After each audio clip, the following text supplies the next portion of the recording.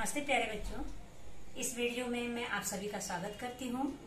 आज हम लोग हिंदी में व्याकरण के अंतर्गत समास के बारे में जानकारी प्राप्त करेंगे। समास क्या है, समास किसे कहते हैं, समास के कितने प्रकार हैं, उन भिन्न भिन्न प्रकारों के बारे में विस्तृत रूप से जानकारी प्राप्त करेंगे।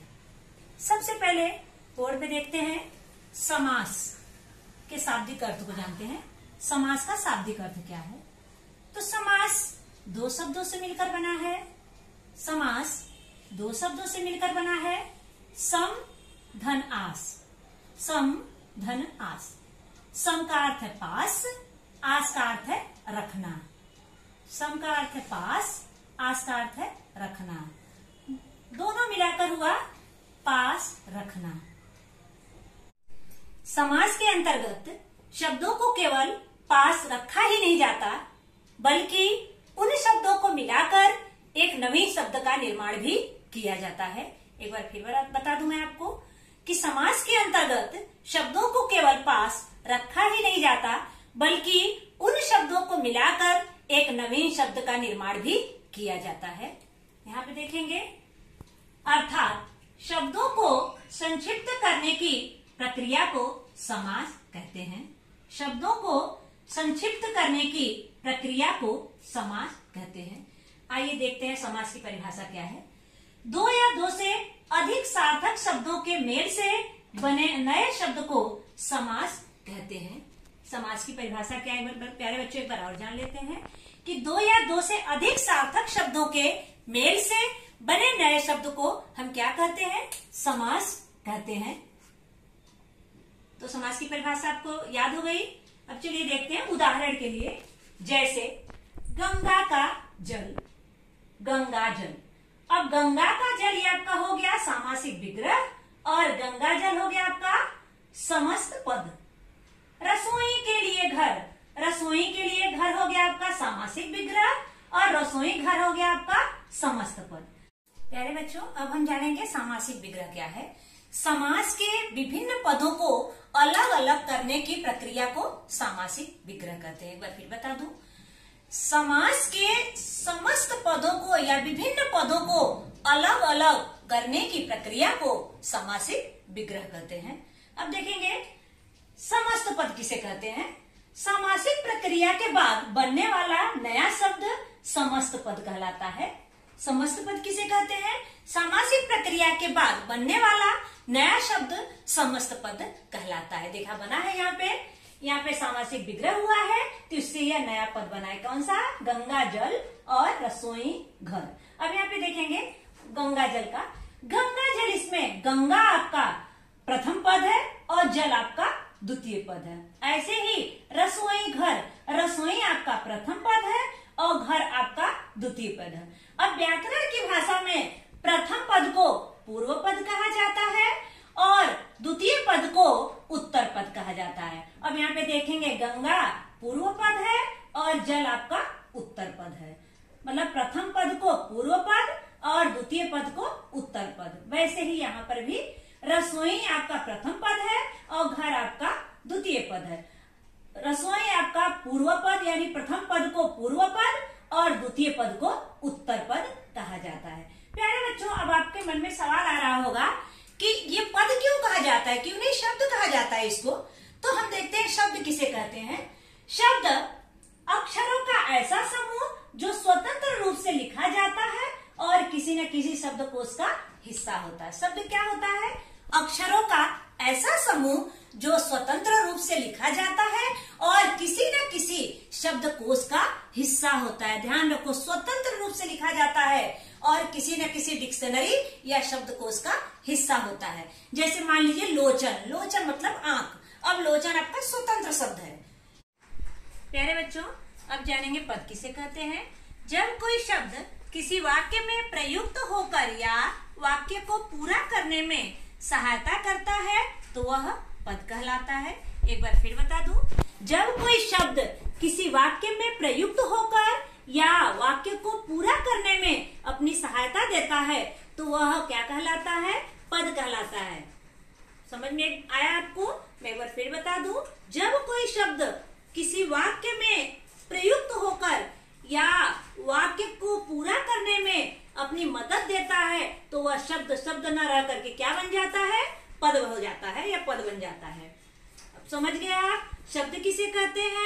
वह स्वतंत्र होता है और किसी न किसी शब्दकोश या डिक्शनरी का हिस्सा होता है, लेकिन जब वह वाक्य में प्रयुक्त होता है तब वह शब्द न रहकर क्या बन जाता है, पद बन जाता है।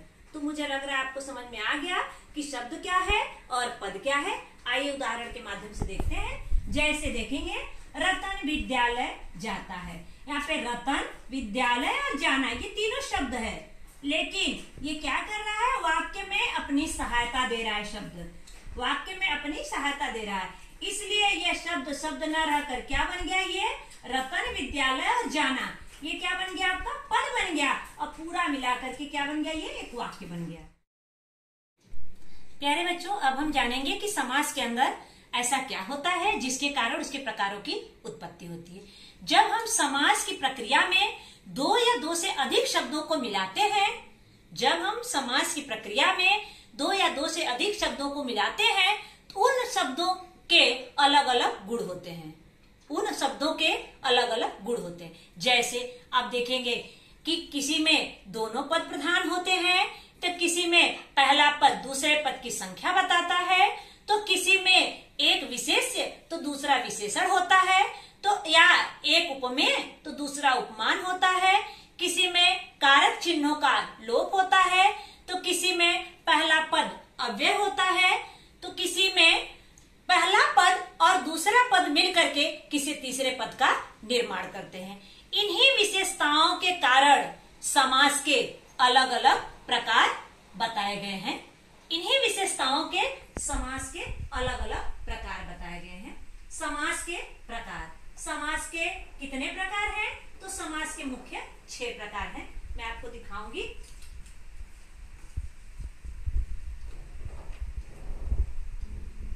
समास का पहला प्रकार है द्वंद्व समास। पहला प्रकार है द्वंद्व समास। दूसरा प्रकार है द्विगु समास। दूसरा प्रकार है द्विगु समास। तीसरा प्रकार है आपका कर्मधारय समास। तीसरा प्रकार कर्मधारय समास। चौथा प्रकार आपका तत्पुरुष समास। चौथा प्रकार तत्पुरुष समास। पांचवा प्रकार आपका अव्ययी भाव समास। पांचवा प्रकार अव्ययी भाव समास। छठा प्रकार आपका बहुब्रीहि समास। छठा प्रकार आपका बहुब्रीहि समास। थोड़ा सा इस समास के बारे में हम परिचय कर लेते हैं कि पहला है आपका द्वंद्व समास। इस समास में दोनों पद प्रधान होते हैं, पूर्व पद और उत्तर पद दोनों पद प्रधान होते हैं और दोनों पद संज्ञा होते हैं। दूसरा है आपका द्विगु समास। द्विगु समास में पहला पद संख्यावाची विशेषण होता है और दूसरा पद प्रधान होता है। तीसरा है आपका कर्मधारय समास। कर्मधारय समास में एक विशेष्य होता है और दूसरा विशेषण होता है, अथवा एक उपमेय होता है और दूसरा उपमान होता है। चौथा आपका है तत्पुरुष समास। तत्पुरुष समास में कारक चिन्हों का लोप होता है। पांचवा आपका अव्ययी भाव समास। पांचवे में आपका अव्यय होता है पहला पद। और छठवां आपका बहुब्रीहि समास। बहुब्रीहि समास में पहला पद और दूसरा पद किसी तीसरे पद का निर्माण करता है। इस प्रकार ये 6 प्रकार के समास के हम विस्तृत रूप से जानकारी प्राप्त करेंगे। सबसे पहला है आपका द्वंद्व समास। द्वंद्व समास क्या है? जिस समास के समस्त पदों में दोनों पद समान हो और दोनों पद संज्ञा हो उसे द्वंद्व समास कहते हैं। इसमें समस्त पद को बनाते समय योजक शब्दों का लोप हो जाता है। जिस समास में समस्त पदों में दोनों पद समान हो और दोनों पद प्रधान हो, दोनों पद समान हो और दोनों पद प्रधान हो, पूर्व पद भी और उत्तर पद भी, और दोनों पद क्या हो? संज्ञा हो। और इसको समस्त पद बनाते समय योजक शब्दों का इसमें लोप होता है, या और अथवा योजक शब्दों का लोप होता है। प्यारे बच्चों, हम उदाहरण के माध्यम से समझेंगे कि द्वंद्व समास क्या है, इसमें सामासिक विग्रह कैसे किया जाएगा और कैसे समस्त पद बनाया जाएगा। समस्त पद बनाते समय हमेशा पूर्व पद और उत्तर पद जोड़े में होता है, ध्यान रखेंगे। अब देखेंगे यहाँ पे दिन और रात, दिन रात, यहाँ पे दिन रात पूर्व पद और उत्तर पद बनाते समय योजक चिन्ह का प्रयोग किया गया है, और जब इसका सामासिक विग्रह किया जाएगा तो योजक शब्द का प्रयोग किया जाएगा, दिन और रात। उसी तरह माता और पिता, माता पिता, यहाँ पे योजक चिन्ह दिया हुआ है, सामासिक विग्रह करते समय योजक चिन्ह का लोप हो जाएगा और योजक चिन्ह की जगह पर योजक शब्द का प्रयोग किया जाएगा। इसी तरह सीता और राम, सीताराम। अब यहाँ पे देखेंगे योजक चिन्ह का प्रयोग नहीं किया गया है, फिर भी आपको परेशान नहीं होना है, ये ध्यान रखना है कि जिस समास में दोनों पद प्रधान हो और दोनों पद संज्ञा हो वहां पर द्वंद्व समास होगा। दोनों पद प्रधान, सीताराम, सीता और राम दोनों पद प्रधान है और दोनों पद संज्ञा है, इसलिए वहां भी द्वंद्व समास होगा। अगला है आपका यश और अपयश, यश अपयश। यहाँ पे देखेंगे योजक चिन्ह का प्रयोग किया गया है, यहाँ पर सामासिक विग्रह में योजक चिन्ह का लोप कर दिया गया है और का प्रयोग किया गया है। स्वर्ग और नरक, स्वर्ग नरक, यहाँ पर भी योजक चिन्ह है, यहाँ पर योजक चिन्ह का लोप किया गया है और योजक शब्द का प्रयोग किया गया है। सुख और दुख, यहाँ पर भी सुख दुख योजक चिन्ह का प्रयोग किया गया है और सामासिक विग्रह करते समय योजक चिन्ह का लोप करके योजक शब्द का प्रयोग किया गया है। जल और वायु, फिर यहाँ देखेंगे यहाँ पर भी योजक चिन्ह का प्रयोग नहीं किया गया है, लेकिन हमें इस बात का ध्यान रखना है कि जहां पर दोनों पद प्रधान हो और दोनों पद संज्ञा हो वहां पर द्वंद्व समास होगा। योजक चिन्ह का प्रयोग नहीं भी किया जाएगा तो भी पूर्व पद और उत्तर पद बनेगा और उसमें योजक चिन्ह का प्रयोग नहीं रहेगा। अगला है आपका हरि और हर, हरिहर, यहाँ पर भी हरि और हर, हरिहर, यहाँ पर भी योजक चिन्ह नहीं है, हरि मतलब विष्णु, हर मतलब शिव, तो हरि हर, यहाँ पर भी दो शब्द है, पूर्व पद और उत्तर पद, लेकिन दोनों पद प्रधान है और दोनों पद संज्ञा है, इसलिए यहाँ पर भी द्वंद्व समास होगा। प्यारे बच्चों, द्वंद्व समास में 3 प्रकार बताए गए हैं, इतरेतर द्वंद्व, समाहार द्वंद्व और विकल्पक द्वंद्व। इतरेतर द्वंद्व में आप ध्यान रखेंगे और का प्रयोग किया जाएगा, इतरेतर द्वंद्व में और का प्रयोग किया जाए। परीक्षा में अगर आप द्वंद्व समास भी लिख देंगे तो भी आपको पूरा नंबर मिल जाएगा। अगर आपको याद रहेगा तो आप इतरेतर द्वंद्व या समाहार द्वंद्व या विकल्पक द्वंद्व भी लिख सकते हैं। तो आपको ध्यान रखना है इतरेतर द्वंद्व में हमेशा और का प्रयोग किया जाएगा। देखिए लिखा है यहाँ पे। अगला है आपका दाल रोटी आदि, दाल रोटी, यहाँ पर भी देखेंगे योजक चिन्ह का प्रयोग किया गया है। यहाँ पर योजक चिन्ह का प्रयोग हटा करके कॉमा लगाया गया है और यहाँ पर आदि शब्द का प्रयोग किया गया है। योजक चिन्ह हटाकर कॉमा लगाया गया है क्योंकि रोटी दाल के अलावा भी खाने होते हैं, इसलिए दाल रोटी आदि, आदि शब्द का यहाँ पे प्रयोग किया गया है। धोती कमीज आदि, यहाँ पर भी देखेंगे योजक चिन्ह का प्रयोग किया गया है, यहाँ पर योजक चिन्ह को हटा करके कॉमा का प्रयोग किया गया है, धोती कमीज आदि। अगला है आपका फल फूल आदि, फल फूल, यहाँ पर भी देखेंगे योजक शब्द का प्रयोग किया, योजक चिन्ह का प्रयोग किया गया है, योजक चिन्ह का प्रयोग किया गया है। यहाँ पर भी योजक चिन्ह को हटा करके कॉमा लगाया गया है। चाय पानी आदि, चाय पानी, यहाँ पर भी योजक चिन्ह है और यहाँ पे कॉमा। ध्यान रखेंगे इतरेतर द्वंद्व में और का प्रयोग हम देखे हैं, यहाँ पे इतरेतर द्वंद्व में और का, और समाहार द्वंद्व में कॉमा लगाया जाता है, कॉमा लगा के आदि कर दिया जाता है। वहां पे कॉमा लगा के आदि, उसके अलावा भी और होते हैं इसलिए आदि कर दिया जाता है, वहां पर आपका होगा समाहार द्वंद्व। अगला है आपका इसी में 10 या 11, यहाँ पर भी आया है 10 11। आप देखेंगे यहाँ पे योजक चिन्ह का प्रयोग किया गया है, लेकिन हम कहते हैं 10 या 11 किलोमीटर, तो 10 और 11 नहीं हो सकता है, 10 11 आदि नहीं हो सकता है, या तो 10 किलोमीटर होगा या तो 11 किलोमीटर होगा, इसलिए सामासिक विग्रह करते समय लिखा गया है 10 या 11। विकल्प है या तो 10 होगा या तो 11 होगा।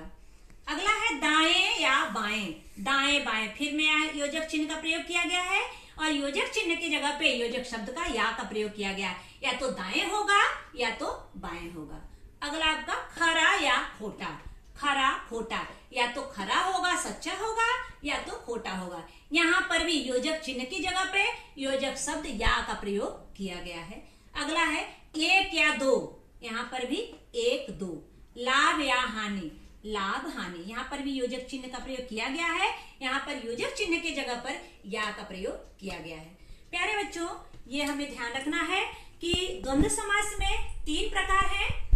अगर आपको अलग से समझना है तो द्वंद्व समास में 3 प्रकार हैं। इतरेतर द्वंद्व है, समाहार द्वंद्व है और विकल्पक द्वंद्व है। इतरेतर द्वंद्व में और का प्रयोग किया जाता है समासिक विग्रह करते समय। समाहार द्वंद्व में कॉमा लगाकर आदि का प्रयोग किया जाता है और विकल्पक द्वंद्व में या अथवा का प्रयोग किया जाता है, इसको पूर्व पद और उत्तर पद बनाते समय। प्यारे बच्चों, इसमें ध्यान रखना है कि अब योजक चिन्ह लगाया जाता है। अगर योजक चिन्ह न भी रहे तो ये ध्यान रखना है कि द्वंद्व समास में दोनों पद प्रधान होते हैं और दोनों पद जहाँ पे संज्ञा होंगे वहां पर द्वंद्व समास होगा। अगला है आपका द्विगु समास। अब हम जानेंगे कि द्विगु समास के समस्त पद में ऐसी कौन सी विशेषताएं हैं जो ये अन्य समास से अलग है या अन्य समास से भिन्न है। तो आइए परिभाषा के माध्यम से देखते हैं इसको।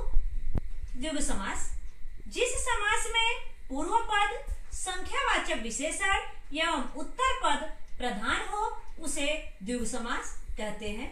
इसमें पूरा पद किसी समूह या किसी समाहार का बोध कराता है।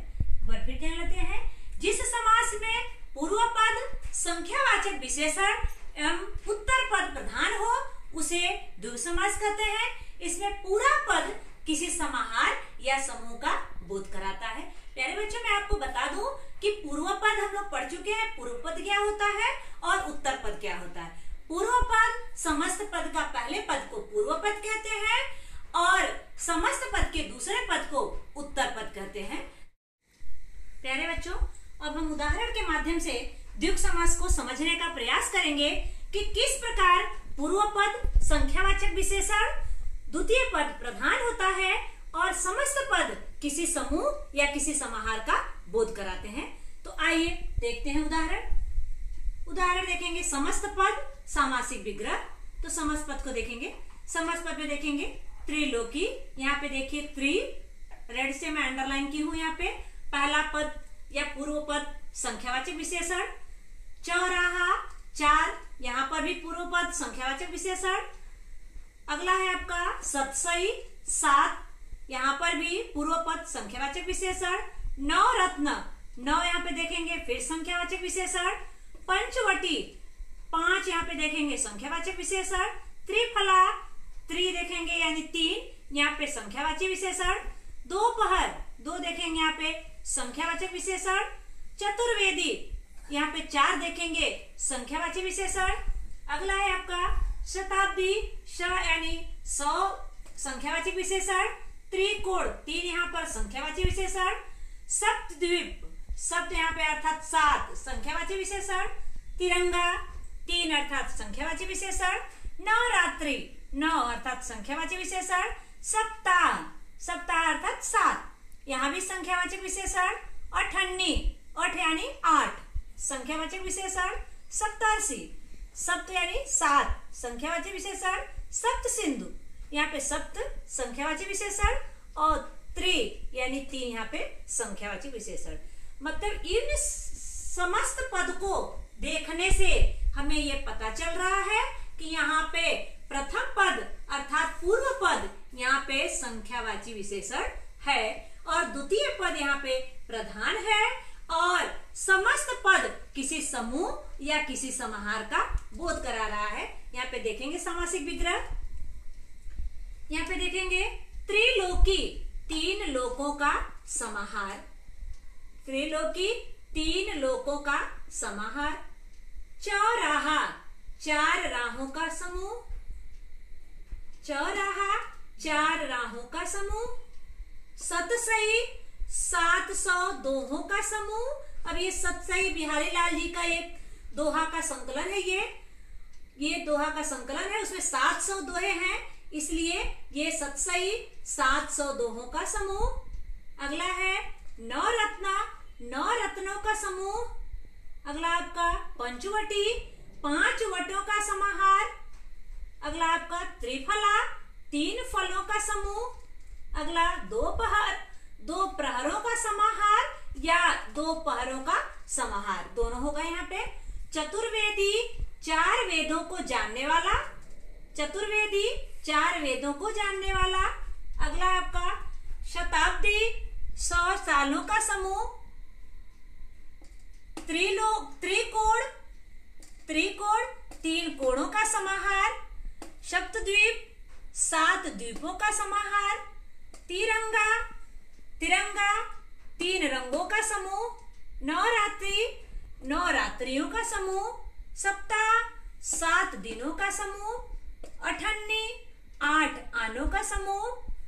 सप्तर्षि 7 ऋषियों का समूह। सप्त सिंधु 7 सिंधुओं का समूह। सिंधु मतलब सागर, समुद्र। त्रिभुज 3 भुजाओं का समूह। प्यारे बच्चों, इन उदाहरणों के माध्यम से आपको अच्छी तरह से समझ में आ गया होगा कि आप समझ जाएंगे कि जिस समस्त पद में आपका पहला पद संख्यावाची विशेषण दिखाई देगा, आप समझ जाओगे कि वहां पे द्विगु समास होगा और उन समस्त पद से किसी समूह या किसी समाहार का बोध होगा। आपको दिखाई दे रहा होगा यहाँ पे, इससे आपको समझ में आ जाएगा। तो प्यारे बच्चों, हम लोग द्वंद्व समास पढ़े और द्विगु समास पढ़े। द्वंद्व समास में हम पढ़े कि वो दोनों जोड़े में होते हैं, दोनों प्रधान होते हैं और दोनों संज्ञा होते हैं।